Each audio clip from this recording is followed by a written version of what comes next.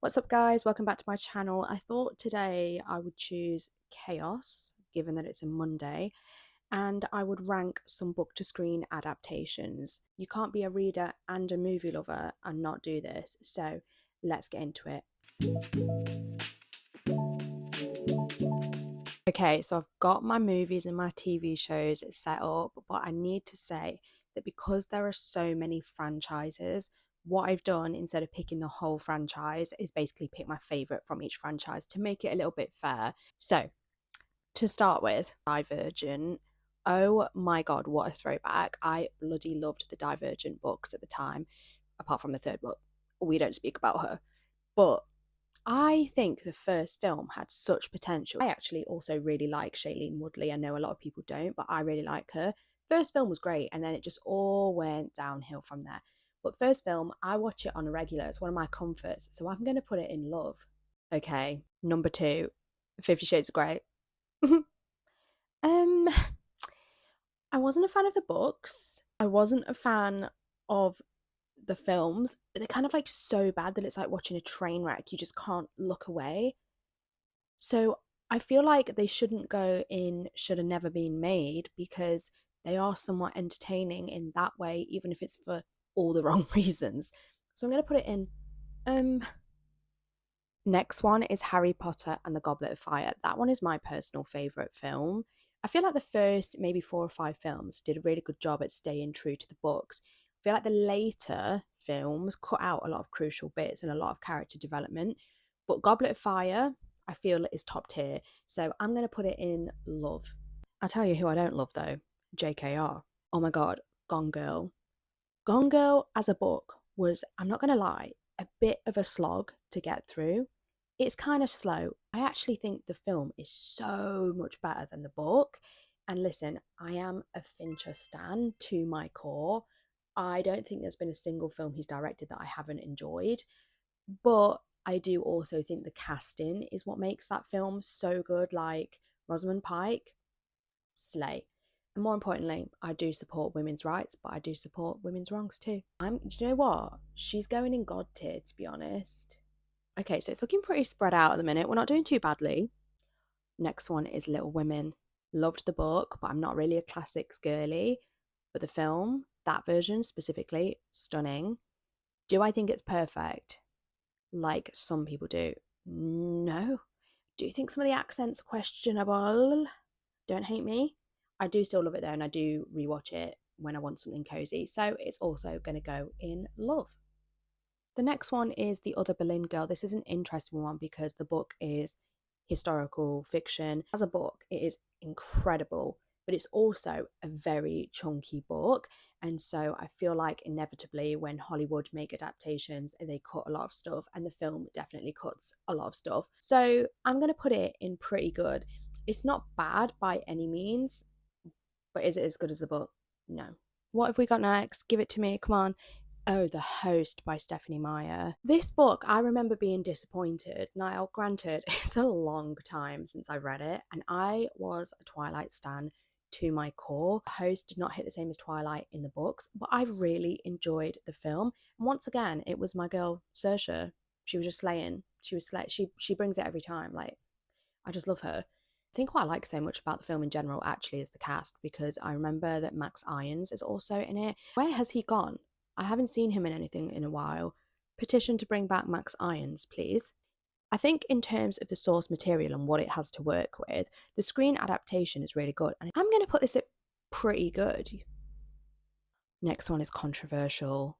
Uh-oh. I'm going to say some things that are going to hurt some people's feelings. But the next one is Daisy Jones and the Six. I DNF'd that book. Don't hate me.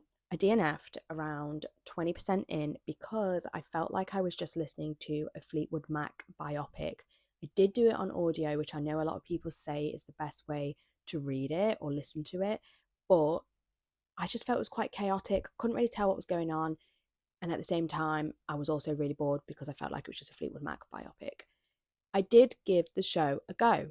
When I tell you, if it hadn't been for the last episode, this show would have been 5 stars. I thought the show was so much better than the book. I think the actors like really injected their own sort of take on the characters, which made it feel different to Fleetwood Mac, especially Sam Claflin as Billy Dunn.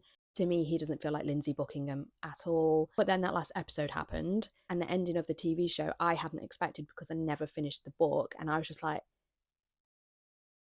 what? Let's just say I'm firmly Team Camilla. So I did not love that ending. I do think they should have changed it, but I'm going to go with pretty good. Oh my god, next is one that I've only recently read and also recently watched. I pretty much read and watched them back to back, and that is the A Good Girl's Guide series.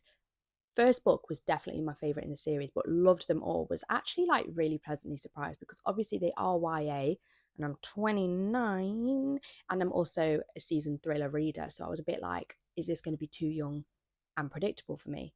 However, no, I loved them. Was also surprised by how dark book 3 was, so I watched the TV show. Mistake, big mistake. Did not like the TV show.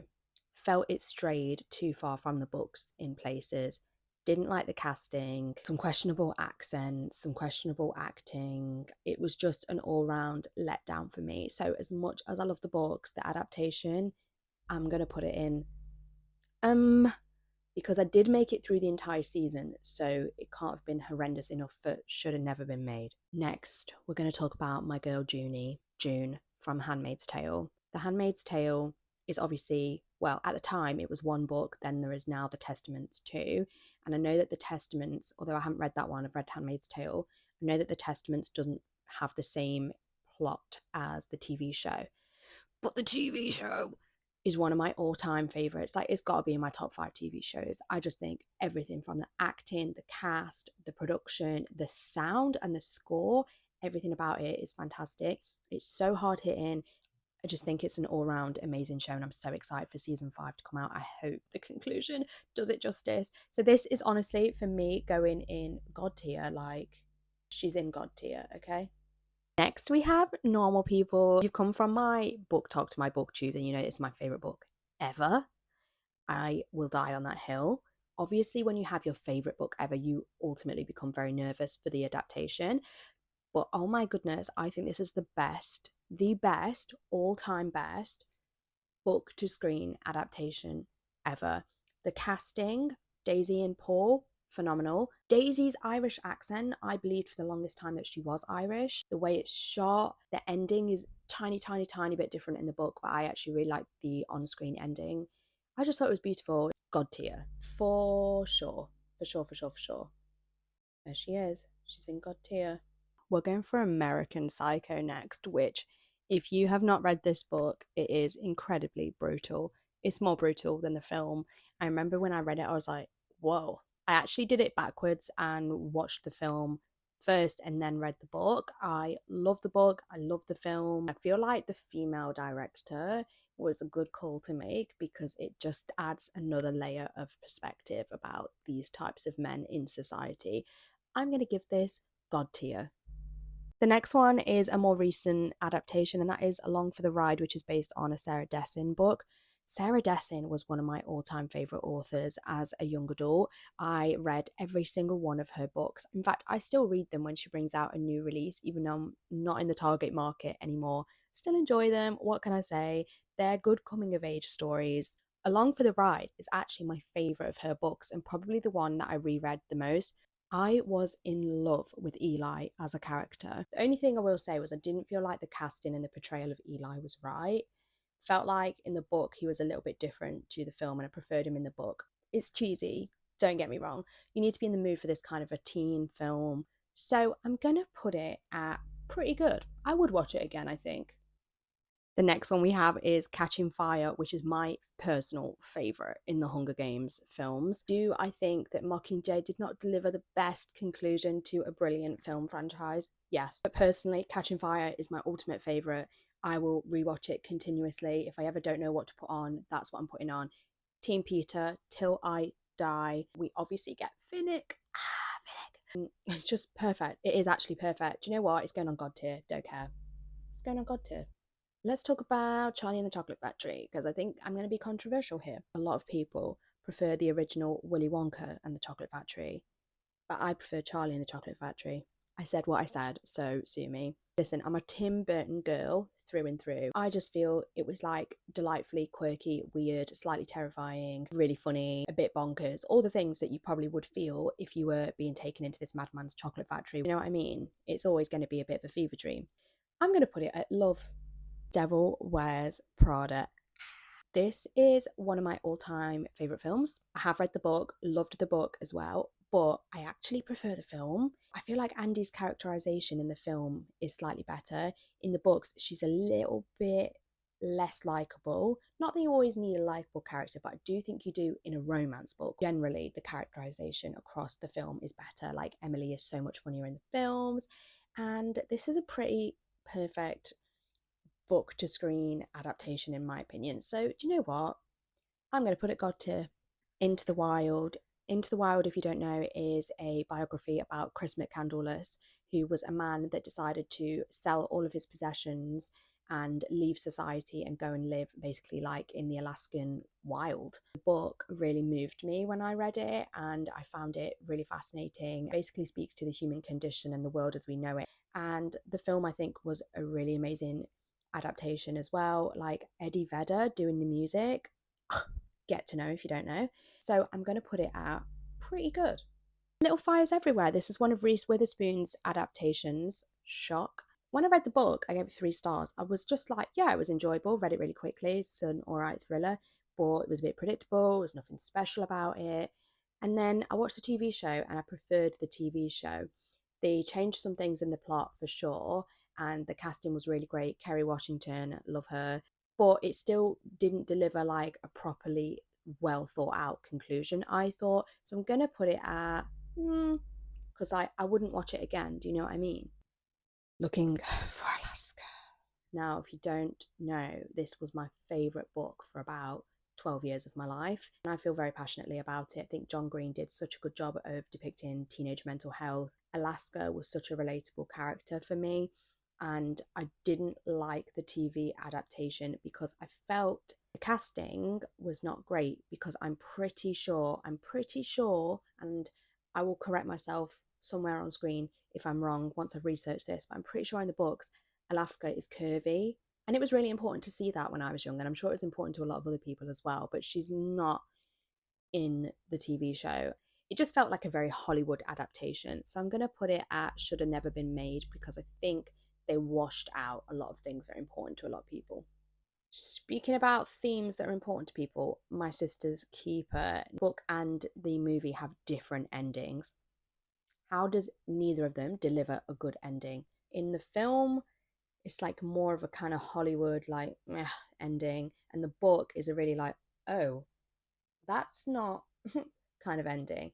So personally, I don't think it should have been made, because neither the book's ending was great and the movie's ending is also not good. So I'm going to put that in should have never been made. One day I was gifted the opportunity to see the first 3 episodes at the early Warner Brothers screening earlier in the year when it was released.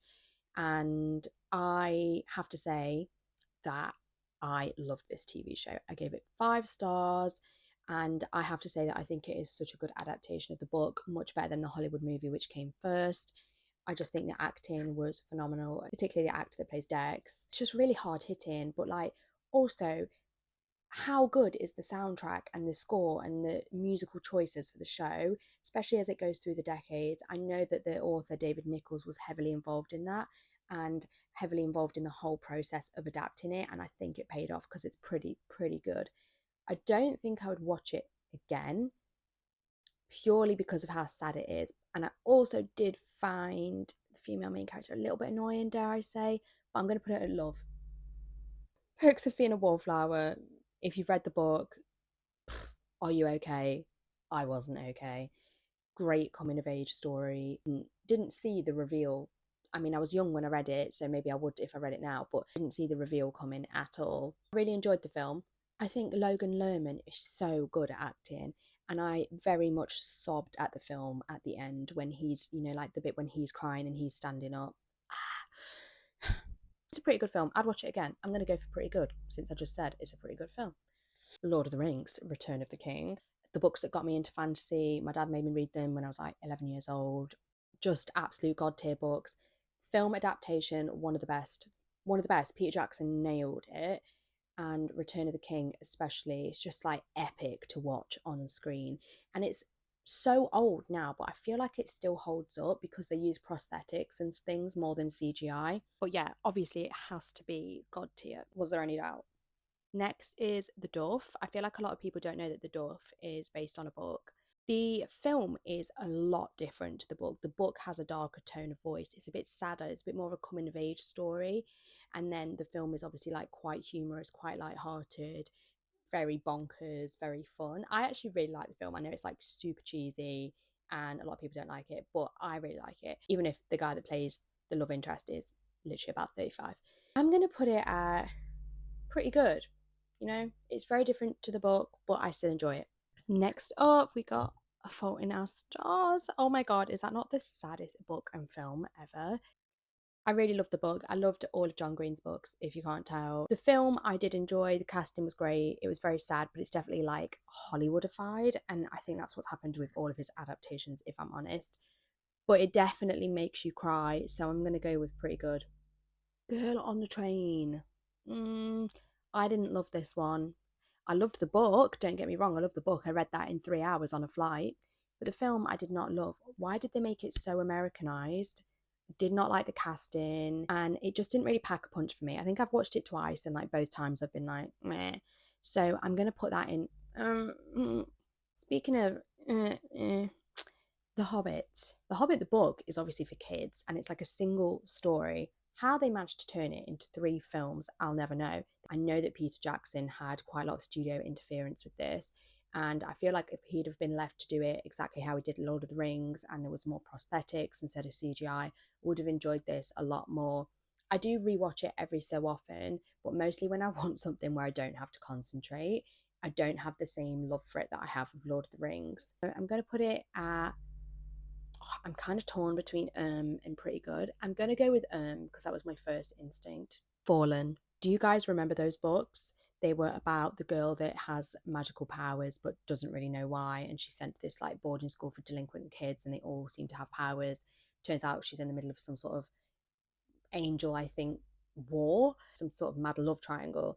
And I remember I stopped reading them about book 3, and I was just like, it's not really going anywhere. But the film was even worse. The film absolutely should never have been made. I didn't even make it all the way through the film. If there's ever a film that's got to go on the bottom, it's that one. Although, looking at what's coming up now, The Darkest Minds, that may also have to go on that bottom shelf with Fallen, because what the heck was that? I love the Darkest Minds series. Honest to God, one of my favourite YA series, dystopian series. Like, loved it. Liam is one of the best love interests. He's so sweet. I loved him. The whole plot, everything was great. It's like a better version of Shatter Me, in my opinion. But the film, it did not deliver. And listen, Harris Dickinson, I'm sorry. I love you right now, but they did you dirty with that film. I'm glad you're having your moment right now with Baby Girl. It's going on the bottom shelf. Should have never been made. Series of Unfortunate Events, the TV show. I just felt like this didn't really deliver for me, but I can't really put my finger on why. I never made it through the whole of the first season. I tried twice. I don't know if it's because I love the film so much. I'm going to put it on, oh my god, Moxie was such a fun book. It's like very teenage YA coming of age, but it's also about feminism and sisterhood. And I really love that book. I think I gave it 5 stars, but this was a long time ago. I'd watch it again, I think. I'm going to go for pretty good. Pretty good. There's a theme here. A lot of the kind of young adult ones seem to be pretty good. Conversations with Friends by Sally Rooney. Again, if you've followed my book talk, you know I'm a Sally Rooney stan. And that does include Conversations with Friends. It was a 5-star book for me. Absolutely loved it. But the TV show, this might surprise you, but I didn't love it. I did finish it, did make it all my way through. And the second half was definitely better than the first half, but it was extremely slow in the first half. Didn't like the casting of Joe Alwyn. Yeah, I don't know. Yeah, it just didn't fully deliver. I'm going to go with pretty good, because I did make it through to the end and I did enjoy the second half, but I'm not sure I'd watch it again. Immortal Instruments. It was a bit of a strange book series to adapt because it's a very chunky, large book series. It's a very specific age range and there's some weird kind of plot points in it. So I'm not really sure why they ever adapted it anyway. But then the adaptation was pitiful, like so bad, nowhere near as good as the books, which is weird because it had a pretty decent cast, like Lily Collins, what's his face from Twilight, who's he playing Twilight? Caius. It's got to go on Should Have Never Been Made. It was horrendous. Speaking of Caius from Twilight, next one is Twilight. Now this is again really, really controversial, but I think this film's great. I really do. I unironically love this film, and I have to say, like, New Moon, Eclipse, Breaking Dawn, Part 1 and 2, not as good. I will still watch them religiously because I love the story. I loved the books when I was younger. I love the cast. Film 1 is special. And you know why it's special? Because Catherine Hardwicke directed it, and I love Catherine Hardwicke. 13, Lords of Dogtown, like, she's so good, and it definitely has her signature style. Like the blue filter that we see in Twilight is also in 13. Nikki Reed, obviously a frequent collaborator. I absolutely love Twilight. I think the casting's great. I think it has a really indie feeling. I think the tension between Kristen and Rob is great. Obviously, we know why that was. I'm going to put it at God tier. I said what I said. Vampire Academy was my second favourite vampire series after Twilight, but the film was absolutely awful. Couldn't make my way through. Was heartbroken because I was so excited for it. What was the casting of Dimitri, please? He looks about 30. It's going on Should Have Never Been Made. We're almost at the end now, but next one is To All the Boys I Loved Before. Definitely better than the books. Definitely better than the books. And I loved Jenny Han. I read all of her books, but when you reread them later, they don't really hold up. The films, though, I did really enjoy, especially the first one. I frequently rewatch that when I want a cozy comfort watch if I'm ill or something. It just has such a like nostalgic feeling to it, like the music choices. I love that Laura Jean is kind of introverted and a little bit awkward in places. I love the focus on sisterhood. Obviously, the girl that plays Kitty is so funny. She's incredible. She got her own spin-off because of how good she is. Like, it's really good. I'm going to go for love, you know? And then last, but by no means least, we have A Series of Unfortunate Events, but the movie, and this is perfect to me. I love this film. I rewatch it all the time, especially in winter.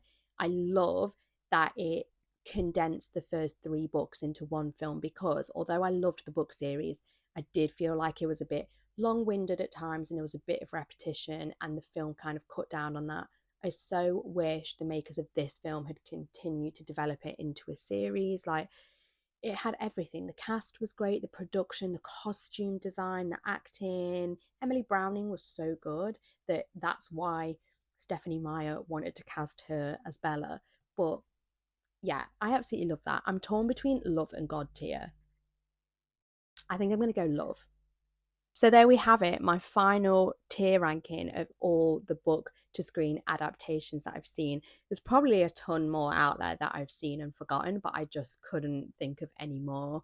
But I'm pretty happy with that. I think the pretty good one, where it's the most full, is actually quite accurate because most book to screen adaptations I feel like tend to be like mid, where they're like enjoyable but they're not as good as the book. So that checks out.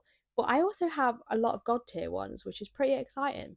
I know there's so many more book adaptations to come too. Like we have Emily Henry, Ali Hazelwood. I'm so excited for them. In fact, drop a comment below with your most anticipated book to screen adaptation that is coming out soon or in the next couple of years, because I'm intrigued to see what yours is. I think mine has to be an Emily Henry book. Thanks guys for watching. Don't forget to like, share and subscribe, and I will see you next week for our next video. Bye!